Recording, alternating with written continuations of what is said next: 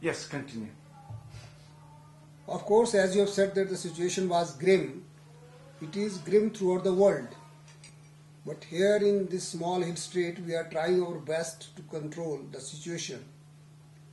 And we have walked ahead a few steps in that direction also. We have been getting support from the World Bank, the Ministry for Forest and Environment, Government of India. They have also appreciated our efforts. We have imposed a complete ban on the plastic carry bags in the state. And I am thankful to the people of Himachal Pradesh from all walks of life, including the business community. They have cooperated with us, they have accepted it, they have come out with alternative arrangements for that also. And it has received the attention of everybody. The Union Minister also appreciated it and said that I have circulated your decision to all the other Chief Ministers. Similarly, for grave water situation, we have formed a water management board in the state under the chairmanship of the Chief Minister. And we would like to manage every drop of water that falls during rainfall.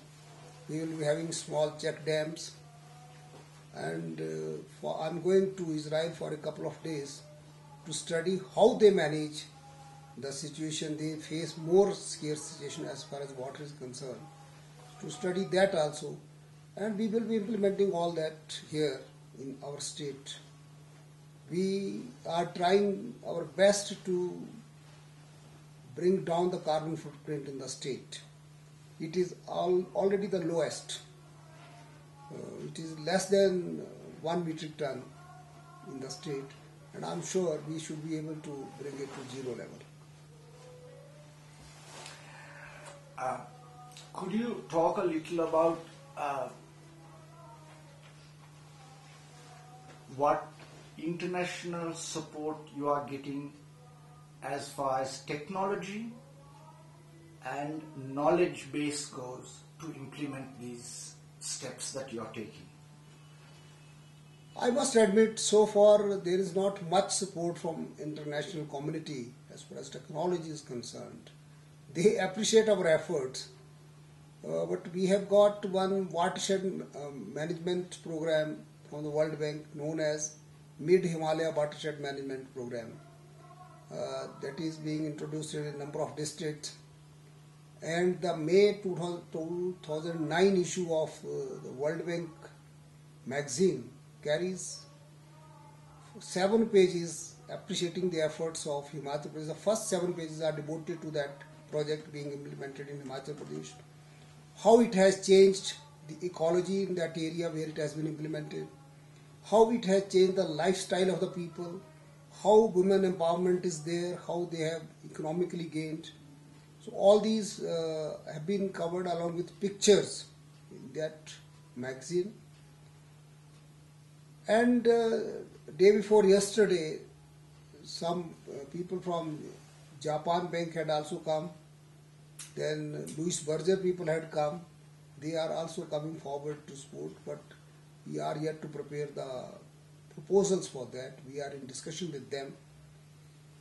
So appreciation is all around. Practical, how much help or aid will come, and particularly you have very rightly pointed out what technical support. That is the most important thing. I am telling the international community, it's good to talk about all these things. The advanced countries claim that they cannot reduce their carbon footprint, but let the developing countries control. That is, they want to enjoy. They want to have as many as number of vehicles they want. They want to use as much electricity as they want. But they want the developing countries to control the number of vehicles, the carbon emissions, the greenhouse gases emissions, and at the same time they don't want to check their own lifestyle. I said that you have to also do that.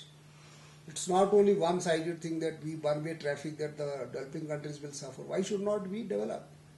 Our people should also have the facilities. Of course, we should also ensure that along with the development, we ensure that the carbon footprints are reduced. that the greenhouse gases emission is reduced. That is our concern also. But the world community as a whole has to see to it. And secondly, they have to pay for it. The advanced countries, the developed countries must pay for the technologies which can reduce the carbon footprints in these developing countries. They must transfer that technologies to us. They must pay for it.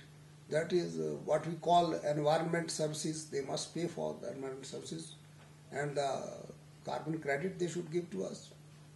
And the cooperation of the whole world community can do a lot in this sector, but only 1-2 countries or states doing it will not do much, because the impact is as a whole on the universe itself. And as the glaciers are reducing and melting, and all around everybody is crying, but what are we actually doing? We have started in Himachal Pradesh number of plantation projects. In Shimla itself, Shimla is known for Devdar trees. Devdar trees life is about 100 years to 150 years. Most of the Devdar planted here is that old already. You must have seen they are graying and falling, some of them. So this year we have planted number of Devdar trees in the town itself with the help of the NGOs who will look after them. And the plants are 3 to 4 years old, so that survival rate is better. So by the time these old Devdars go out, there should be new generation coming up. So such far-sighted policies have to be made. Then we have planted number of people and banyan trees which emanate a lot of oxygen. Such plants, and then herbal plants throughout the state. We are also trying to make the state a herbal state. We are encouraging the farmers to change, transform, switch from normal agriculture practices to herbal, organic, harmonious. Organic of course, but produce herbs. Those will be more viable economically also, requiring less water and having less effect on the adverse effect. They will be rather having positive effect on the environment also. So all these steps are being taken simultaneously in the state. So what I found is that the first world countries are very happy to dish out funds, but they are very reluctant to transfer green technology to the third world. Have you found this to be a fact? I have found it that not only that green technology, they are still reluctant even to transfer the money. The funds are also not still coming. And unless they give, I told in one of the international conferences organized by Dr. Pachauri at Delhi in February 2009, I said that there is one Urdu couplet which says, जो डूबेगी किश्ती तो डूबोगे सारे न तुम ही बचोगे न साथी तुम्हारे. If the boat of environment capsizes, everybody will be drowned. Neither you will be spared nor your companions.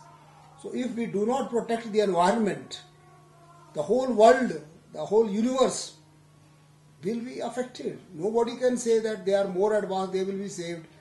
Rather, there are some chances that even the developing countries, they may be saved to some extent, who protect their environment, but it will have universal effect on everybody, I think. So what is the central government's push towards this policy that you are so desperately trying to implement in two areas? Because I know that you are very committed to Ayurvedic herbs, and you have made a policy that every family should have at least 6 Ayurvedic herbs, especially the aloe vera plant, which you are very keen, and you see it now everywhere in Shimla when you go, a little aloe vera plant growing outside. How and what does the central government align with your vision of Himachal? As I've already said that the Government of India and international agencies, they are very appreciative of it.